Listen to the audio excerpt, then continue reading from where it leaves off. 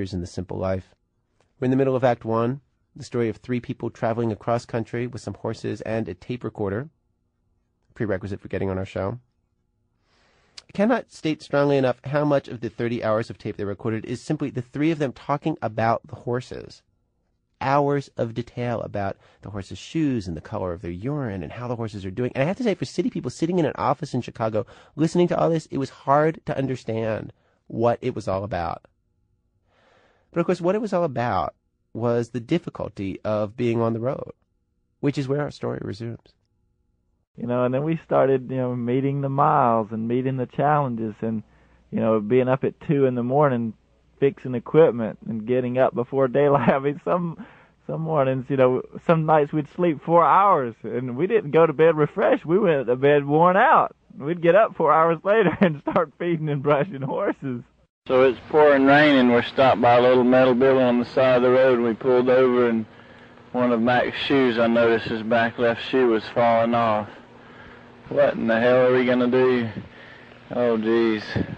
8:30 in the morning on March, what is today, everybody? 15th. 15th? And I feel puny. My stomach is just feeling like a burnt pancake that got stepped on by an elephant and then eaten by a road runner and then shit on top of a green stink bug that's eating its way through it. And that's how my stomach feels. I might just vomit in this microphone.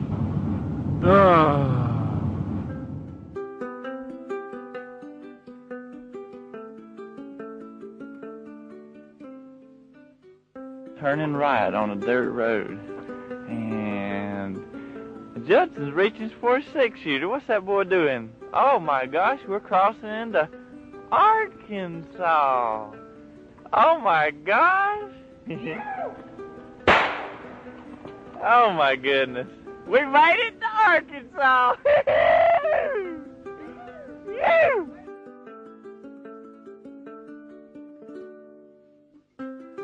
Are we really here? Or is it just a dream? I think we're about to touch Texas. There's a big old rock there. It says Texas. Oh my gosh, it's real. We're really doing it. Yes! Albert, settle down, boy. It's just a 357.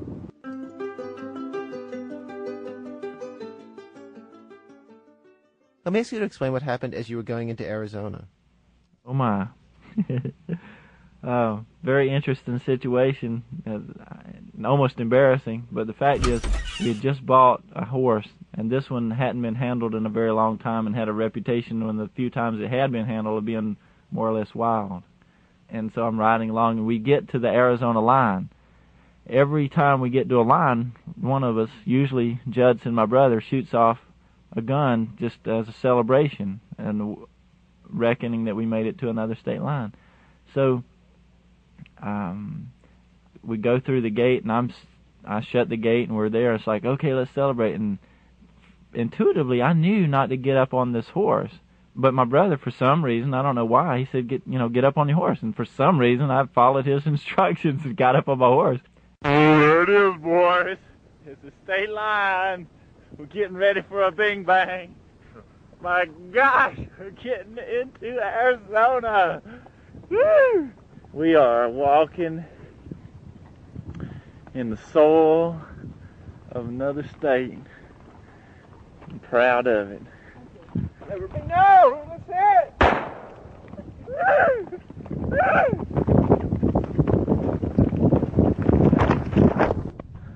I got bucked off of this damn black horse. He's not used to a gunshot. And I guess I'm trying to stay awake now. Seems like maybe my head is idled. Maybe I have a concussion or something. And, I cracked my head, blood everywhere. This power of it goes from my head to my shoulder, twisting my neck, hitting my back, tearing my back open, ripping my shirt. And I'm just sitting there slumped, hurting.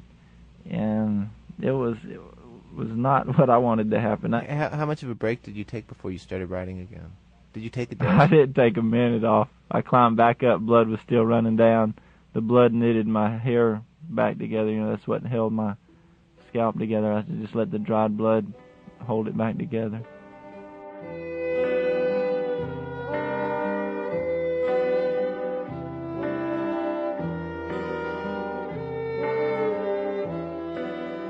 Did you think about seeing a doctor?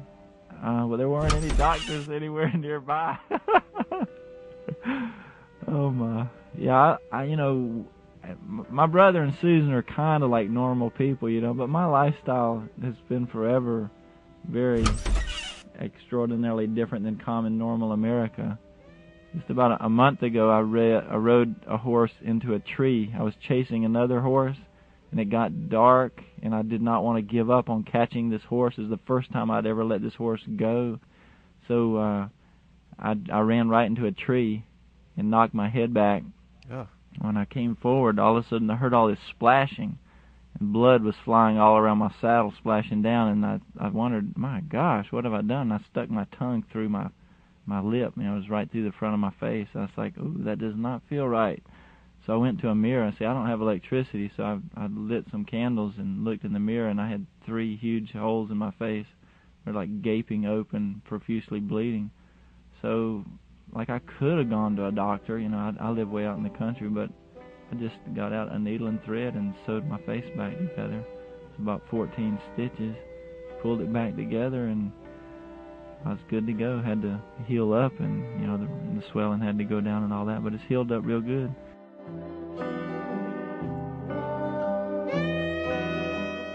But see, that's like the story of my life. Me, what I'm trying to teach people and what I believe in is that you can do things yourself. You can take care of yourself. You can be responsible and should be responsible for yourself.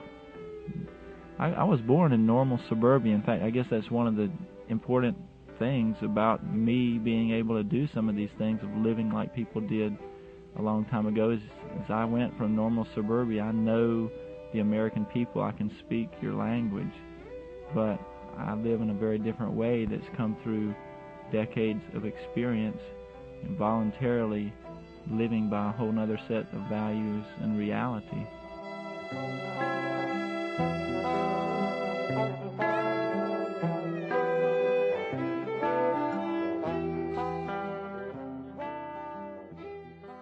Even when you embark on an adventure in the simple life, it doesn't get all that simple. Life resists simplicity.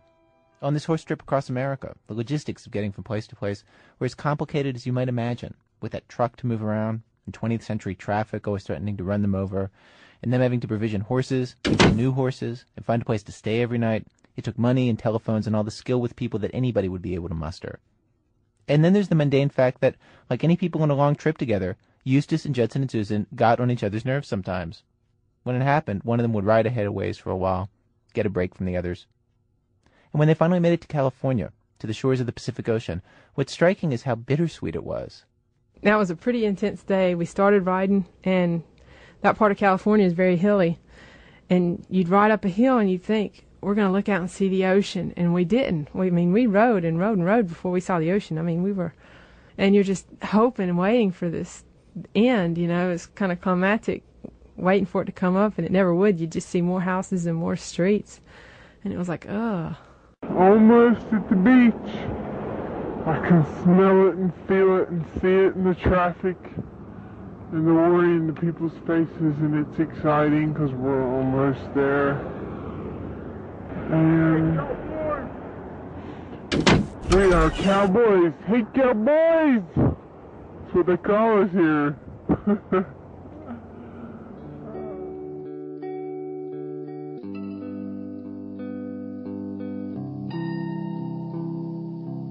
And finally we saw it.